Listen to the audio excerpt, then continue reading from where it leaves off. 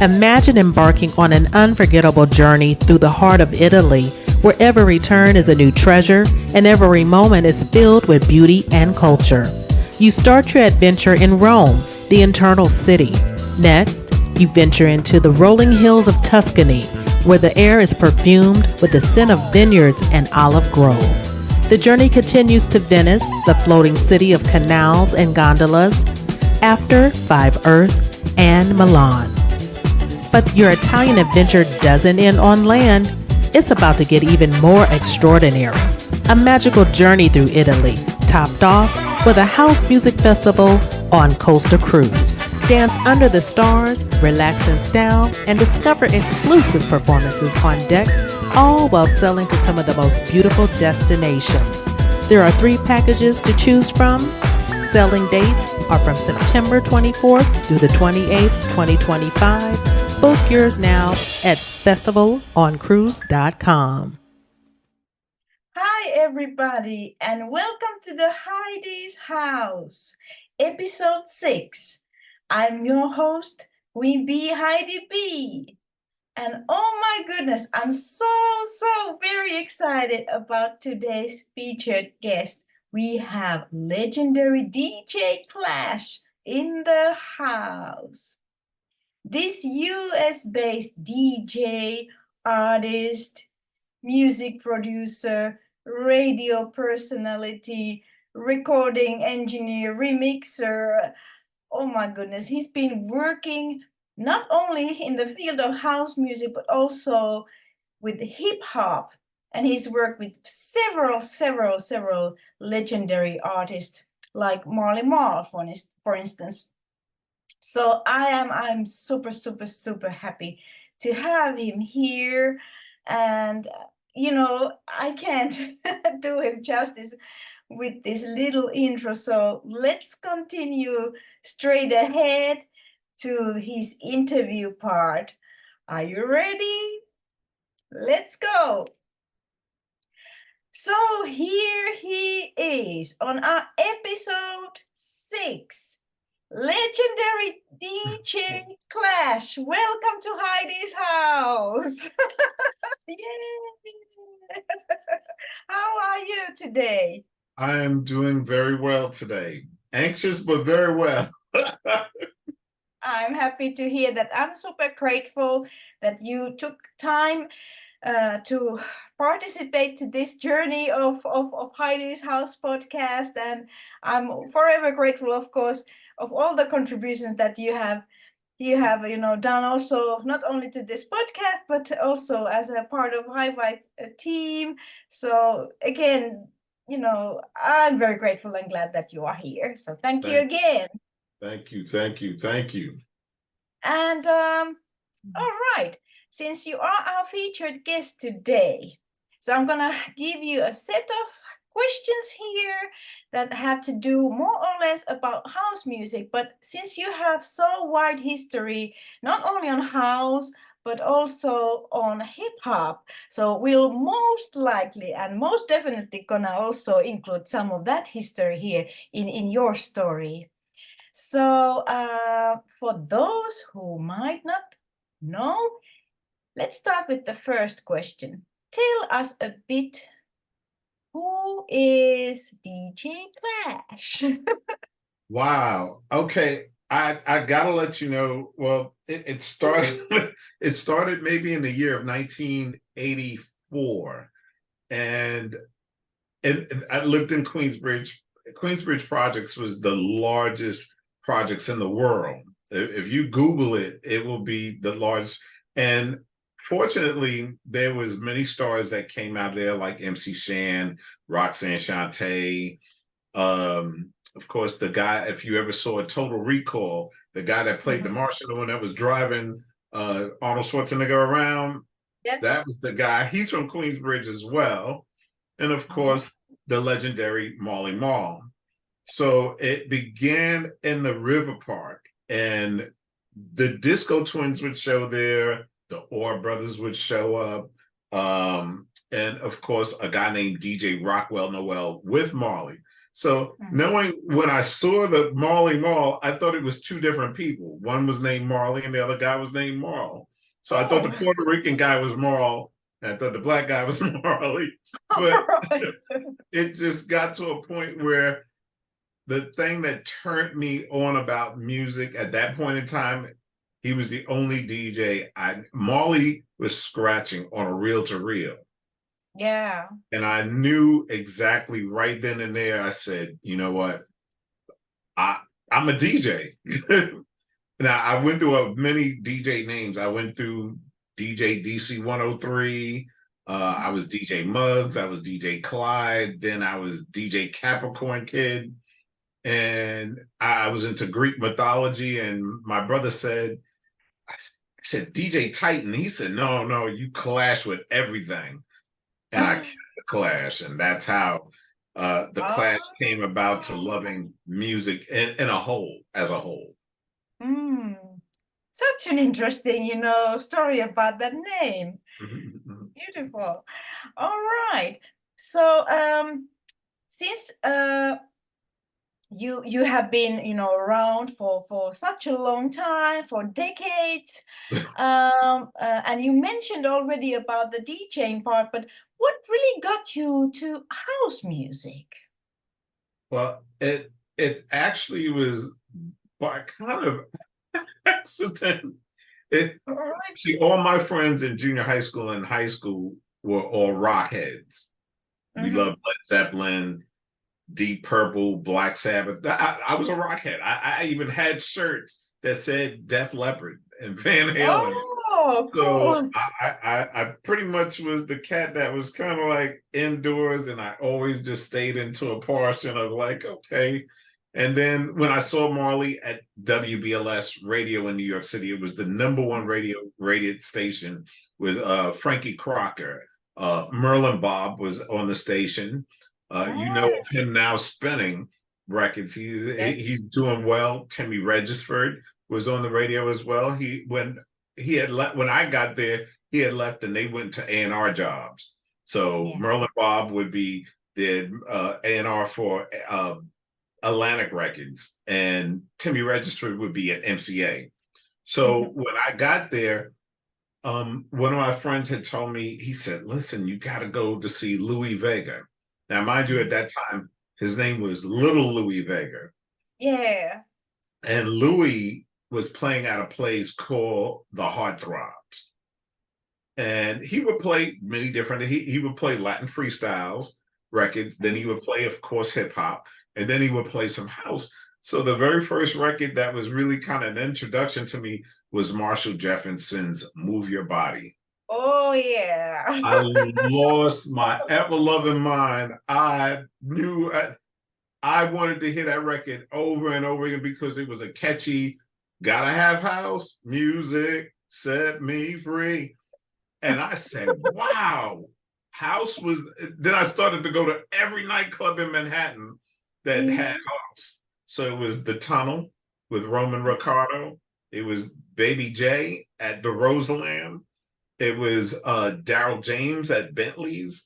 There was so many to name, but to know just to name a few, house then became a part of me. And the person I have to also give major props to that really also developed me also was a guy named DJ Smurf, which is Havoc's father from Mobb Deep. That man mixed his butt off. Woo! Yes, No pitch turntables, 2 mismatched JVC turntables is what I learned my craft to blending house, R&B, disco classics, and that's how the history became on a clash loving on house. Well, you are doing it all. And I have to say, it's so funny, memory in that sense, since you reminded. I happened to see in Finland, Helsinki, Little Louis Vega, when he was still performing with that name. It was early 90s, and he was, performing in a club with India, also having the live performance there. And I still remember that. It was like magical night also. So, how about that? I got to see his early stages of his international career. So yeah, it's a great memory. Much respect to Louis Vega. Absolutely. Mm-hmm. Absolutely. All right. So now you already mentioned a little bit when you mentioned about Louis Vega and Marshall Jefferson, but what would you say? Because we are not, tied to one genre only. So who would you say that are artists that have inspired you the most musically? Well, the first, I think Stevie Wonder is the greatest, one of the greatest artists. He was well before his time, way before his time. And I thought listening to that man sing, and the first memory of him was at the Harlem Park. This is when the astronauts went up for their very first shuttle, but in Harlem, there was a show. I think you probably might have saw it. It was the guy from the Roots, the one that plays the drums. Mm-hmm. He had found this old footage and digitalized it. And the very first time I ever, as a kid, I used to sneak into grown folk parties as well. So that's another part. But as inspiration, God, Stevie could, as a blind person playing a drum, playing a keyboard, playing a harmonica, playing synthesizers, one on it. I've actually been to this man's house as well with a special shout outs to Edward Birdsong. He's passed away, but I went to Stevie Wonder's house a long time ago, and oh my gosh, inspiration. And he's comical too. He told Marley he wanted to actually get his car keys and drive. Marley was like, "Yo, yeah." But he could probably handle that too, But to name the three, Stevie Wonder's my first. Yeah. Second, musically, that would inspire or develop who I am, Earth, Wind, and Fire. Oh, amazing. Incredible, amazing. Whoever designs these records, thirdly, I would say, which should have really been my first, is Quincy Jones. Quincy Jones is one of the most powerful. Wow. And to know his backstory, if you ever get the chance, Netflix has a special on. Sorry, guys. I'm getting ringing off the chain right now. So Quincy Jones would be my number one. Stevie Wonder, Earth, Wind, and Fire, and Prince. Those would be. Oh, yes. Prince. I have to agree with you on all of those. I have to agree. Amazing selection. And knowing, I met Prince one time and I got starstruck. To be honest with you, I have to let people know. Purple Rain had just came out. I don't know if you've ever seen that movie, but several times. This man came in. I didn't realize how little he was, and he's walking around with high heels. He's got his entourage, and I'm right next to him, just as close as I am to you right now, as far as my television, my laptop screen. And I looked at him. I said, he said, "It's okay. It's all right. You can be starstruck."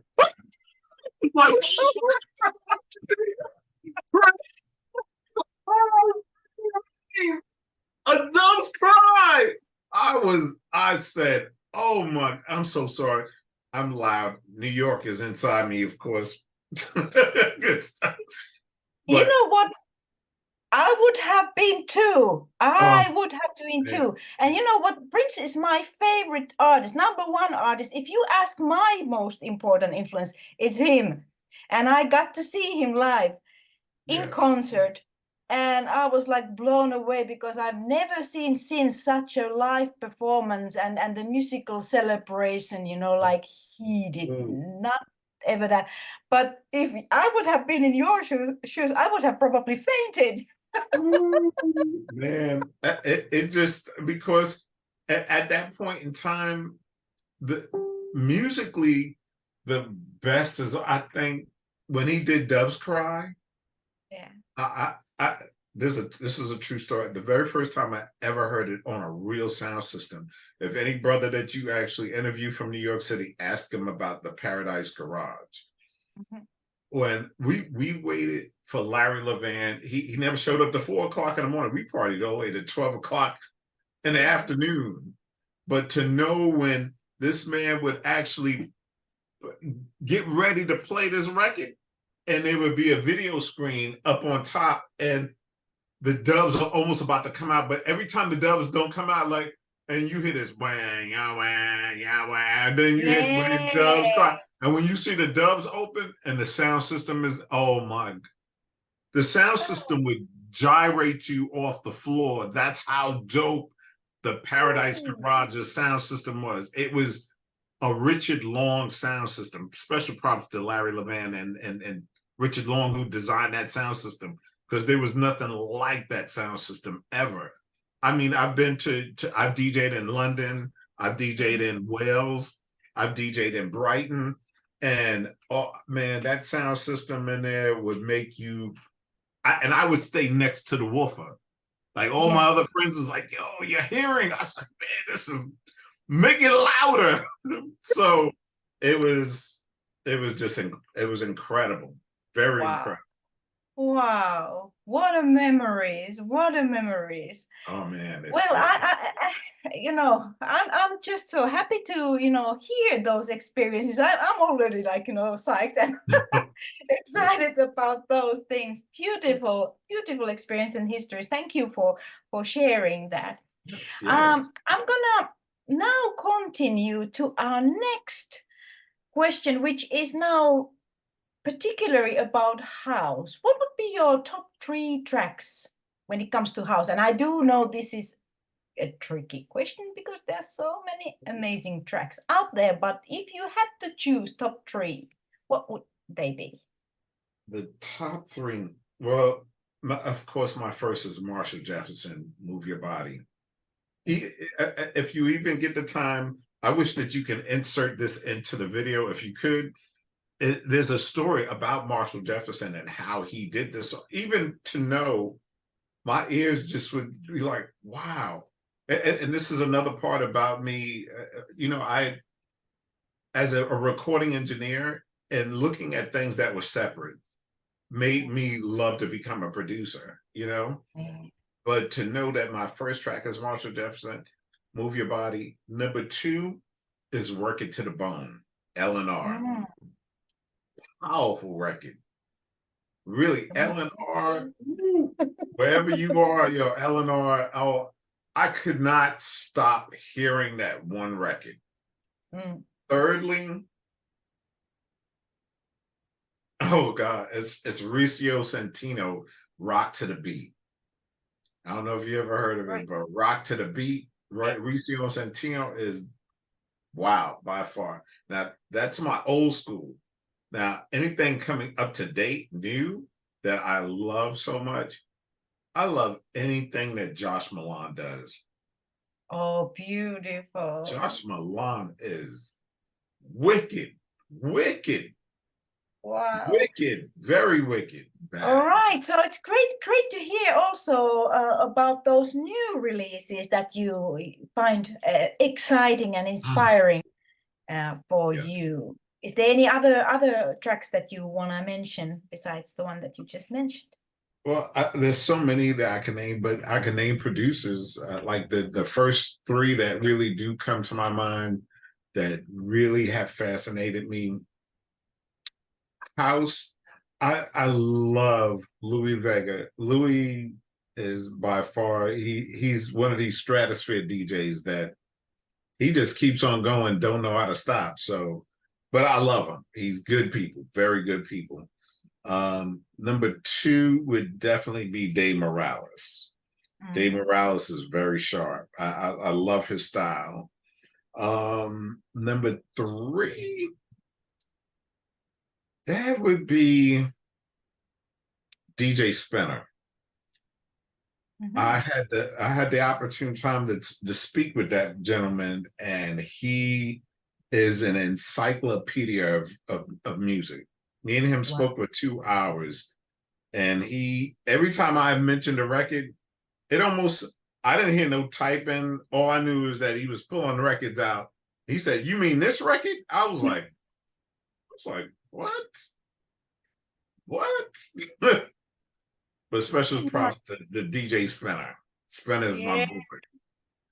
Oh, wouldn't it be lovely to have him as a part of Heidi's House podcast? But then it would probably be at least 2 hours, because there's so much information, living musicology. Yes. I feel also with you, I feel that maybe we need to do sometimes some kind of sequel for this part, because you have so huge experience and so many stories to tell about music, that just this little like snippet is just not doing justice for all of. We could do a part 2 and 3 if you want. Yeah, definitely. So we can dive deeper maybe to some particular questions there and areas. Now I'm gonna, however, and okay, this would be again probably, since you have been around so long time, this would be a episode itself. But what would you say? What are the highlights of your career so far? Is it too difficult question to ask? You said the highlights of what?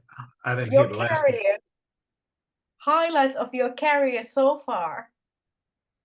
Highlights of my career? Yeah, your career as a artist and DJ. Oh wow, I know it's difficult. that I have to come back to part 2 on that one. I'll have to analyze that one a little bit better so I can give you an in-depth answer, because man, Yes. there's so many things. I mean, right now, being a part of house and remixing, around and remixing your songs as well. I had great. Even when I'm around my wife doesn't really care too much about house music, but every time she hears something and I play it in the back in the studio, she's like, "What? Are you playing the radio again?" I said, "No, I'm not playing the radio. I'm making songs." So it has its perks, but as far as living down here in the South, from living in New York, house is developing a big giant. At the station where I'm at right now, we have a little over 2.1 million just this past Monday on listeners, and they all come from your side of the pond. Oh, They all wow. come from your side of the pond. There's a few people from Jersey. Special props out to people in Jersey. Some people in Brooklyn, New York, of course. But where the red district is like eating house up in Germany, and Wales, and Tunbridge Wells, Kent, and London. And I'm like, wow, they love house better than we love house. But that's strange. This is a very strange world we live in. Yeah, and it's kind of like now getting even more stranger, and at the same time so beautiful, because house music is reaching and continuing just spread its message, so to say, and evolving, and people are also finding the classic house, the old school music again, and being inspired by that, and all this kind of beautiful evolution is happening there. So that's cool. But people there in States, tune into his channel. Give this legend a support.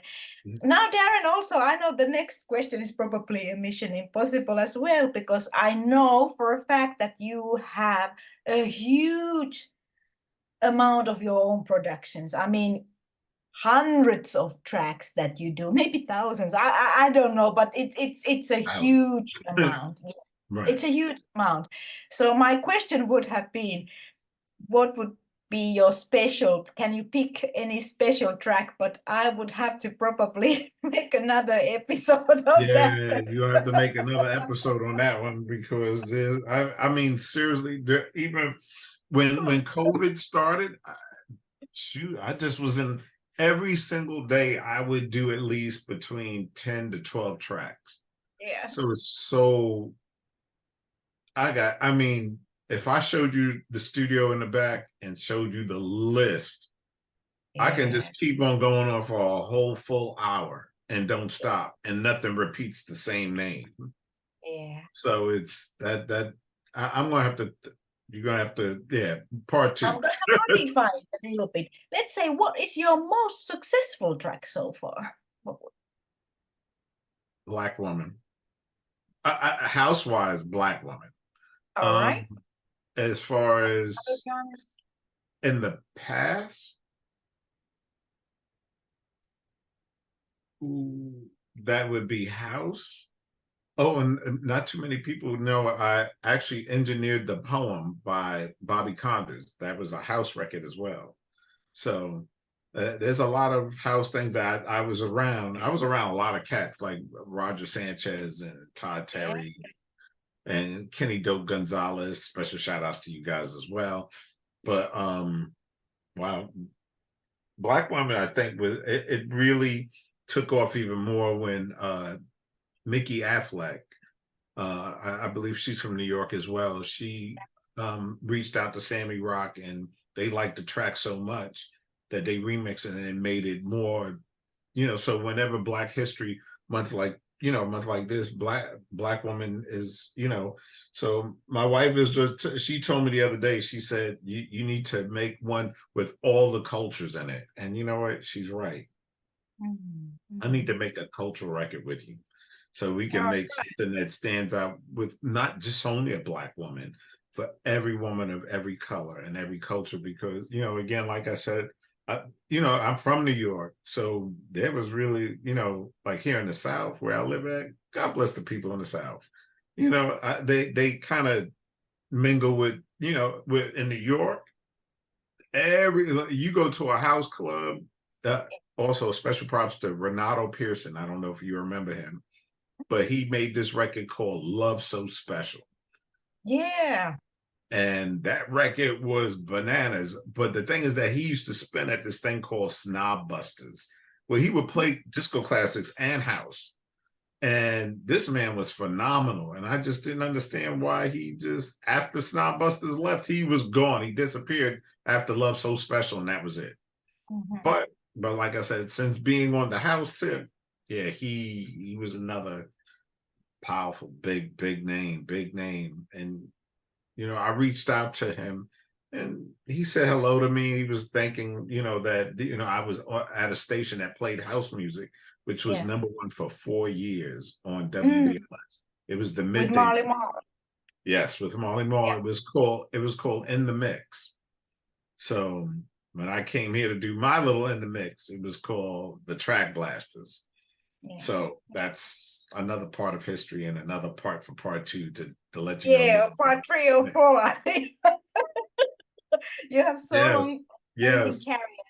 And I have to say, absolutely, that idea, I would love to, I would be honored to work something with you, so beautiful, beautiful thought, as it is generally, and this is, I think it's also something to do with the ethos of house music. Well, it's about the global community, unity, peace, love, coming together from different backgrounds. So just like hip hop originally also has this very similar message there behind. Now, since you have been working and making carry also with many very big hip hop artists on that field, what would you say? I know that you have been rewarded and getting awards, from your work. So could you share with our audience something about that side of your music career? Some kind of brief synopsis, maybe. Well, I tell you what, when I first started at the House of Hits at Marley Marl's House of Hits. It was a wonderful. It was a challenge at the very beginning. The very first person I would engineer was Coogee Rap and Polo, and they were comedians more to me than anything else. But they were dynamic, you Mhm. know. But the ones that would stand out, Heavy D. God bless Heavy D. I know he's resting in heaven, but he was such a delight to work with. He was one of these one take guys that he would go into the booth, do his rap, and it was over. Goodbye, class. It was one of those type of things, unless he just wanted to hang out with me and Marley. But he was one of those guys that he heard the beat, wrote to the beat, went in there one take. Oh, now actually, he would do 2 or 3 other takes with ad libs. He would do ad lib tracks, and then that was it. See you later, class. See you next week when we go. So, with doing records like "Girls They Love Me" and Mr. Big Stuff, those were big hip hop, right? Those were the golden age of hip hop. Yeah. The second person that would really intrigue me, or I just would have the most fun with, of course, is LL. LL Cool J. When we did Mama Said Knock You Out, that was the most pivotal part of my whole career. Took off right with him because, of course, we would go on tours, and after the explosion with him, we would go to Bobby Brown's studio, Ah, and the group was called TLC, which also won a Grammy, such as yes. LL, and LL is now in the Hall of Fame, which I think is great. Another person that I worked with was Paula Abdul. The record called Straight Up Now Tell Me.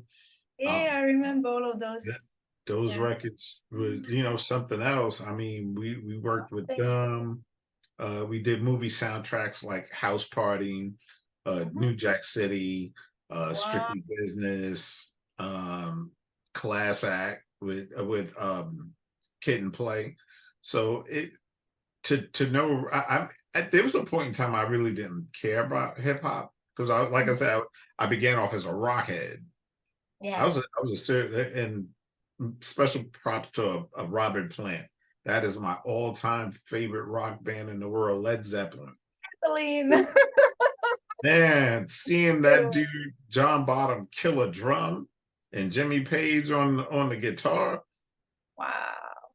man, that was wicked, wicked. Woo! But Amazing. again, I guess getting back to the music of hip hop, I never really became a hip hop head until Big Daddy Kane. There was a Mhm. record that Marley had produced, 2 records that really got me into loving hip hop: The Symphony and Word to the Mother. Woo! Wicked, wicked. So working with him, I worked with Chuck D from Public Enemy, Mhm. Chub Rock. Um, I worked with Belle Biv DeVoe. The record, Mhm. I helped engineer the record called She's Dope, the Yeah. remix. Third Base, I worked with Third Base. What else did I work with? I was so many. Slick Rick, really Mhm. good person to work with. And the list just goes on. I mean, to know that I worked over 400 records to my catalog, 12 platinum records, 6 gold records, Yeah. and four Grammys. That And is like, a huge you know, accomplishment. Oh I my gosh. really wish that I could show you that, but evidently in the year of, I think it was in the year of 98, there was a music building that Jam Master Jay also had a studio in there as well. Yeah. It burned down. Oh. And everything, oh my God, all my records, all my Grammys, everything burnt up in the fire. So I'm Mhm. working on getting them back. So, Yeah. so the next time we do a part 2 or part 3, you're gonna see them layered up against the wall. Yeah. Exactly. Because Exactly. I sent energies and prayers for that as well. oh yes, thank you. And it is getting now towards the end part of this interview. And everybody, I mean, you know, you gave such a amazing, how would I say, snapshot. It's because it's still a snapshot regarding your career, the extensiveness of it, to what you have been doing. And what I love about that is really your how do you say, you are versatile. You have been doing different genres, and you have that openness, you know, on different kind of music. And that's what I'm always, you know, trying to do as well, in my own humble way, to be open for different styles and learn throughout doing different things, listening different things, working with different kind of artists. So, you know, it's a great example and inspiration to you know, follow what you have been doing and hear your story. So that's beautiful. Thank you so much, Heidi B. Most welcome. I'm grateful to be able to work with you and have you, you know, as part of the High Vibe label team as well. And now, however, there was a question that was saying, what is your personal contribution to the house music community? But I'm gonna modify it a little bit. I would modify it as a last question of our interview, that what is your message maybe to the house music community? What kind of things you want to bring to the global house music community with your musical works? Well, I just started to be a little bit more excited about vocals, for one, and because at the very beginning I was making a lot of, you know, just tracks, just Afro house tracks, you know, DJ tools and stuff like that. Special shout outs to Sammy Rock.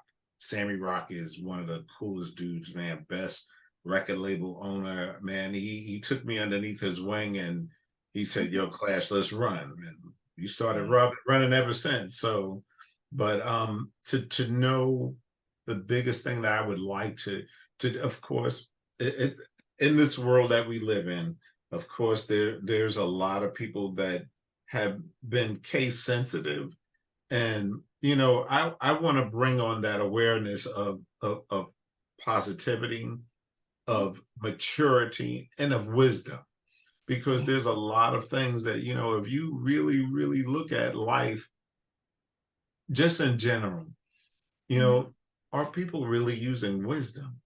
Are people really being genuine? Are people really being transparent? Because in the field that we, you know, even in the hip hop industry and the rock industry, there's a lot of people, I won't say no names, but you know, the thing is that the closeness, the you know, it's kind of like hi bye and you keep it going. You know, it's not where people are really, you know, sitting down at the table, really breaking bread, really actually, you know, talking on things that are uplift to encourage one another. That's the thing that's where I think house should really actually, because you know, there's some DJs out there that just really don't care about other DJs, and or either they're just jealous. Again, wisdom. Again, there has to be, because like I said, when I was growing up, and like I was telling you about the garage, the Paradise Garage. Wow. I've been to so many nightclubs, even DJed in all these nightclubs in New York. But to know when you saw a record like Love is a Message. I don't know if you remember MFSB. Love is a Message is a power. It didn't even need a word. It didn't even need to say love is the message. It didn't need to say nothing. All it did was bring people together, and knowing when I would be close to where the DJ booth to kind of overlook at the people had their hands up. Either people would stomping that floor to pieces, or they would just, so you could see the smile on their face. You can see that there was a genuine feeling of unity, you know. Beautiful. So that's the direction that I'm really needing to go into right now, because, and I love my gospel also. I love some gospel house. So I always say at the very end of my show on WQFS, I always tell people, listen, remember to put God first in everything that you do, and everything True. will line up perfectly. I'm a living testimony to it. So, but you know, for Absolutely. those house people that really, it's all about love. It's love. Love is the message. Love is the message. It's a beautiful way to round this up, and I couldn't agree with you more. You know, and the whole thing, even with this little humble podcast, is the idea is to get people together and connect all around the world with the message of love, of appreciation, of collaboration, of appreciation this house music, the Right. spirit of house music, which is really about peace, love, and unity, That's you know, and this kind of very positive, high vibing message. And I do have to say that sometimes it's also kind of forgotten. So it's beautiful that we have people around who you know understand that there's a deeper influence that music can have, and that music does have, you know, and it does matter what kind of music do you listen to, and what kind of vibes, you know, you know, gives, and it just, you know, it does warm my heart, and it goes beautifully with the ethos of whole house thing, what you just were saying there. All right. Now, as we mentioned, we have to have sequels. We have to have part 2 or maybe part 3 course, for of this. course, of course. This little podcast is way too short. But what we'll do is that after this part, we'll continue to little mini mix where you can hear a few of DJ Class's tracks. And then also, if somebody of you know, audience want to know more about you or want to follow you in social media, where can they find you? Say that again. That last part, I'm sorry. Where can they find you in social media if Oh yeah, wanna follow you? Facebook, DJ Clash One, on Instagram, the real DJ Clash. Um, I did have a Twitter account once upon a time, but it's just Instagram and Facebook primarily, and of course, they're also building a website on Bounce Squad Radio. That's the new squad I just got to be a part of, and there's so many Wonderful. great DJs, and it's not just only in the South, but it's out in California, and this is what I really wanted. You know, with this one, it has a chaplain. I've never been in a crew that had a chaplain, but you Ah. know, they, even when they hear me play the traffic jam, I'm on every Monday, Wednesday, Friday. Tune in, people. Tune in. Boy, I bring it on. So, and then I got to get a more of a bigger catalog. So I got to put you in a folder and a different hard drive all by itself. So I have to start to, you know, I would love to do that, especially our unity message. You know, Yeah. if we can put that together, that would be incredible. Beautiful. And I'm actually glad that you mentioned that, because that what are your current projects? Well, maybe this comes now a little bit unorthodoxical, you know, or how do you say, unorthodox order. but So, can you still mention about a little bit more about your current project, since you mentioned the radio work, right. something else that we can look forward to? I am actually developing, it's with Goodwill Baptist Church in North Arcadia. Um, Bishop Stephen Williams is the good bishop. That's what they call him, the good bishop. And that man got a voice. Woo-hoo! Oh, And I told him, I said that right after my operation, we were going to go full force. We were going to do 5 LPs. The next project that I really want, of course, with you, I would love thank to do that. Love is a message, you know, because again, you know, I want to bring all genres, all colors. I don't care, you know, if you're green and you're from the planet Shrek, guess what? Love. So The message. yeah, Yes. yeah. The third project I'm working with is with a guy named Eddie Ramos. Eddie Ramos is an incredible producer. He moved out of Brooklyn to go to Florida, but he is really, really deep. Very powerful, doing some more stuff with Sammy Rock after this operation. And the last project that I'm trying to put together, I'm trying to put something together that's going to make another genre within Side House. So it's going to be because I know a couple of people that do play the flute, and I wanted it to be like a real jazz, but gospel house, you know, feel, so that when people, you know, people like my age, Oh, my age. people like my age, they could actually have some more easy, instead of it just going push it, you know. You know, I don't worry. I love my push it. I love the push it tracks, but you know, I'd like to make something that would put another genre into track source to start it, you know. Oh, that's a beautiful, beautiful, beautiful idea and beautiful vision there going on. So we are gonna look forward hearing that, and yes, please, people, do tune in to his radio programs. Do check out his profile in digital music stores, Traxsource, Beatport, so forth. Check those social media sites that he mentioned about here, and remember, most importantly, his message, that is love. Yes, that's correct. Without love, we wouldn't stick together. We wouldn't be where we are right now. Exactly. But love is definitely a message.